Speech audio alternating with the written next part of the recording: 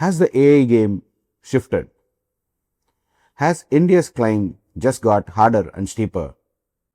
In this episode of The Big Picture, we look at the Pax Silica initiative and the implications of this initiative on India and India's aspirations in the AI game. Over the last week, US announced a 9-member alliance including itself, called the Pax Silica initiative. There are notable absentees and surprising participants in this. The notable absentees being Taiwan and India. While Taiwan has been a great contributor and a big player in the supply chain of AI chips, it's very surprising to see that Taiwan not finding a mention in the Pax Silica initiative.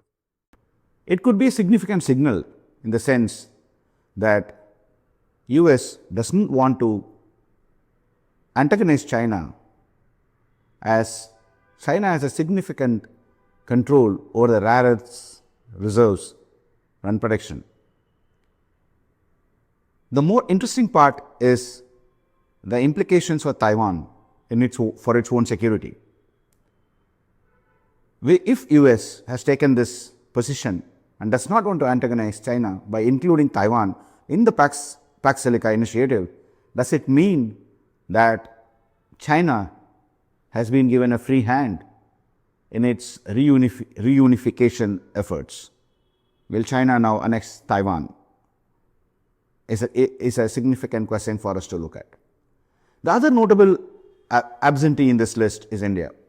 Notable in the sense, India's demonstrated A, intent, and B, grown its capability over the years. While in the 1980s, India did make an attempt to be part of the chip manufacturing supply chain, those efforts didn't get farther after the fire at the Chandigarh semiconductor complex. That happened in 1989. And between 1989 to somewhere around 2020, almost for 30 years, we were not a player.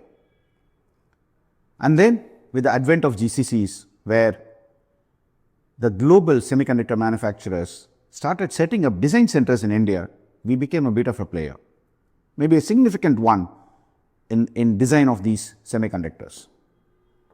But when it comes to manufacturing, India is still manufacturing greater than 20 nanometer chips, while efforts are underway to design the sub 5 nanometer chips and maybe the 2 nanometer chips as well, but we have not gotten much there.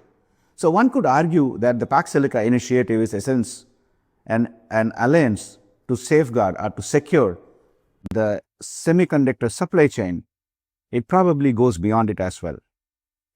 While the Pax Silica initiative is projected as securing the supply chain for chips to drive the AI dominance, to drive the build out of AI infrastructure, we see far more than just that.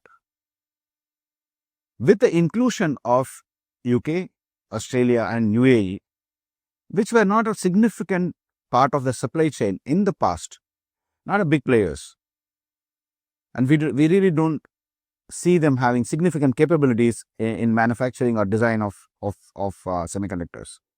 Now, including 3 nations without much of capability and excluding a country like India, which is A, demonstrating intent and building capabilities, also suggests that it is just not about securing the supply chain. It's also more about who US wants to let inside this small club. What it means for India is, well, China has not been part of these clubs as well in the past. But China over the last 20-25 years has developed deep tech capabilities, playing the game in its own way and being alone. Maybe India's climb just got harder in the sense, with this isolation, maybe there is going to be a denial of technology where India has to really build those capabilities from the first principles. So which leads us to believe Pax Silica initiative has 2 angles: A, the supply chain, and B, the one that we often mention, the geopolitical narratives. India's utility value in the global geopolitical game has taken a significant nosedive ever since mid of 2025. How India is going to navigate the realignment in the relationships, realignments in the supply chain, realignments in these alliances will determine the distance India could travel in its quest towards Atmanirbharta in semiconductor and AI game. Thank you. We will meet you on another episode of The Big Picture soon. Investment in securities market is subject to market risks. Read all the related documents carefully before investing.